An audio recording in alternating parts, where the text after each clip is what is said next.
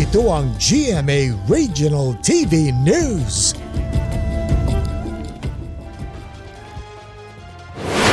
Ito na ang mga balita ng GMA Regional TV. Kasama si Cecil Kibod Castro. Cecil? Rafi, tinamaan daw sa leeg ang biktima ng kable na sumabit at napigtas ng isang truck. Ang iinit na balita hatid ni Cyril Chavez ng GMA Regional TV. Oh my goodness, walang ulo.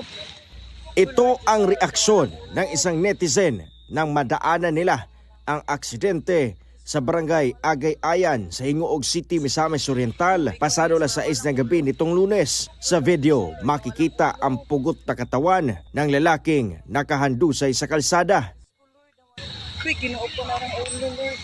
Natukoy sa investigasyon na isang lalaking Indian ang biktima na nakaangka sa isang motorsiklo. Nakasunod sila sa isang wing van na aksidenteng nakapigtas sa isang wire ng kuryente. Tumama ang kable sa leeg ng biktima na agad niyang ikinamatay. Tinutugis na ng mga pulis ang tumakas na driver ng truck.